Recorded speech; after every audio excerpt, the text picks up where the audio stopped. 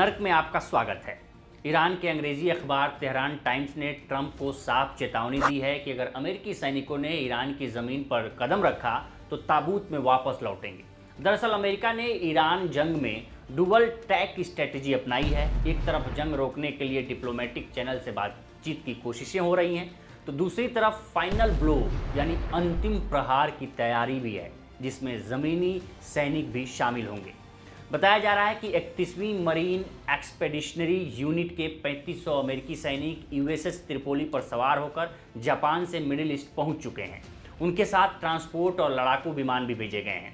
11वीं marine expeditionary unit के 2500 से ज़्यादा सैनिक यूएसएस बॉक्सर युद्धपोत में सवार होकर साउदर्न कैलिफोर्निया यानी अमेरिका से निकल चुके हैं। ये अप्रैल के पहले हफ्ते में मिडिल ईस्ट पहुँच जाएंगे। इसके अलावा 3000 से ज़्यादा सैनिकों को भी एयर ड्रॉप किया जा सकता है। 82वीं एयरबॉर्न डिवीजन के सैनिक पैराशूट के जरिए ज़मीन पर उतरकर टारगेट पर कब्जा करते हैं। अमेरिकी अखबार वॉल स्ट्रीट जर्नल के मुताबिक अमेरिकी रक्षा विभाग पेंटागन मिडिल ईस्ट में 10,000 अतिरिक्त ज़मीनी सैनिक तैनात करने की तैयारी में है।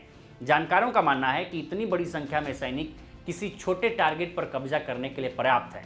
बताया जा रहा है कि इसकी प्लानिंग महीनों से चल रही थी। इसी महीने अमेरिका ने साउथ कोरिया में एक सैन्य अभ्यास किया था, जिसमें एयरफोर्स, नेवी और थल सेना की साझा ड्रिल कराई गई थी, ताकि असली ऑपरेशन की तैयारी पुख्ता की जा सके।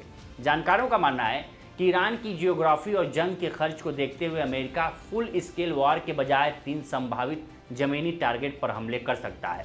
पहला टारगेट उसका है न्यूक्लियर हथियार बनाने का सामान जब्त करना। इंटरनेशनल एटॉमिक एनर्जी एजेंसी के मुताबिक ईरान के पास 440 किलो यूरेनियम है, जो 60% संवर्धित है। परमाणु हथियार बनाने के लिए 90% संवर्धित यूरेनियम की ज़रूरत होती है। अमेरिका ने जून 2025 में यानी पिछले साल ईरान के न्यूक्लियर पावर प्लांट पर बमबारी की थी।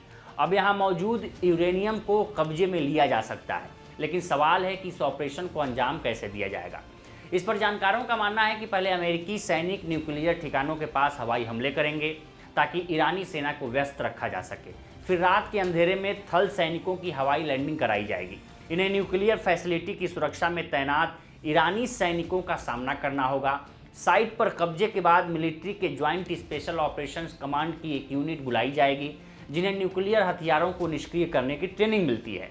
परमाणु तत्व यूरेनियम हेक्साफ्लोराइड गैस के रूप में बड़े सिलेंडर टैंकों में रखे होते हैं। अगर किसी टैंक से खतरनाक रेडिएशन लीक होती है तो उसे वहीं छोड़ दिया जाएगा।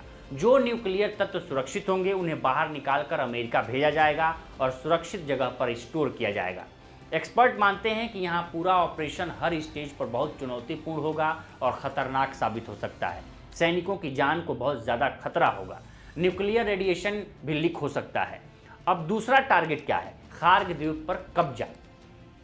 राष्ट्रपति ट्रंप ने भी कहा है कि वो ईरान के खार्ग आइलैंड पर कब्जा कर सकते हैं। खार्ग द्वीप ईरान की लाइफलाइन है। ईरान के दक्षिण तट से करीब 26 किलोमीटर दूर 25 वर्ग किलोमीटर में ये फैला हुआ है द्वीप।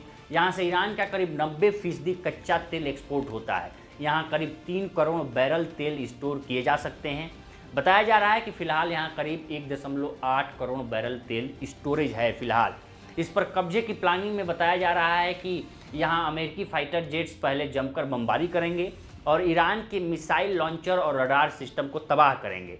ईरान के काउंटर अटैक को रोकने के लिए 150 किलोमीटर तक के हवाई क्षेत्र पर डोमिनेंस रखना होगा, ये अमेरिका रखेगा। इसी समय मरीन खार्ग पर ज़मीनी हमला लॉन्च करेंगे। अमेरिकी एयरबॉर्न डिवीजन के सैनिकों की भी हवाई लैंडिंग यहाँ कराई जाएगी। इससे पहले 13 मार्च को भी अमेरिका ने खार्ग द्वीप पर ईरान के मिलिट्री ठिकानों पर बमबारी की थी, लेकिन इससे ईरान पर कोई खास फर्क नहीं पड़ा था। लेकिन इस बार अगर अमेरिका यहाँ कब्जा कर लेता है तो उसकी सबसे बड़ी जीत होगी। लेकिन यहाँ कब्जा अमेरिका के लिए आसान नहीं होगा, क्योंकि ईरान ने खार्ग की किलेबंदी कर रखी है। खार्ग द्वीप के चारों ओर के तटवर्ती इलाके में एंटी आर्मर और एंटी पर्सनल माइंस बिछा रखी है। कंधे से दागी जाने वाली मिसाइलों की तैनाती बढ़ा दी गई है। रेवोल्यूशनरी गार्ड्स और सेना के अतिरिक्त सैनिक भेजे गए हैं। आसपास जाल और छिपे हुए हथियार लगाए गए हैं। पहले से मौजूद एयर डिफेंस को और मजबूत किया गया है। ईरानी सिक्योरिटी काउंसिल ने चेतावनी दी है कि अगर ईरान के समुद्री तट या द्वीप पर हमला हुआ तो फारस की खाड़ी और हॉर्मुज स्ट्रेट को नेवल माइन से भर देंगे, क्योंकि ईरान जानता है कि अगर उसने खार्ग और हॉर्मुज को खो दिया तो जंग अमेरिका से हार जाएगा। इसलिए उसने इन दोनों जगहों पर कड़ी तैयारी रखी है, जो अमेरिकी सैनिकों के लिए पार पाना आसान नहीं होगा। और इसके अलावा अगर ये जंग जितना आगे खींचती है, उतना ही दुनिया की अर्थव्यवस्था के लिए खतरा पैदा हो जाएगा। अमेरिका के लिए भी ये महंगी लड़ाई साबित होगी। जानकारों का मानना है कि अगर अमेरिका ट्रंप की इस कब्जे वाली रणनीति पर आगे बढ़ता है, तो वो वियतनाम और इराक वाली गलती दोबारा दोहराएगा, जिसमें उसे हार का मुंह देखना पड़ा था। तो फिलहाल इस रिपोर्ट में इतना ही। इस पर आपकी क्या राय है, हमें कमेंट कर सेक्शन में जरूर बताएं। बाकी देश दुनिया की तमाम खबरों के लिए बने रहे लोकमत हिंदी के साथ। नमस्कार।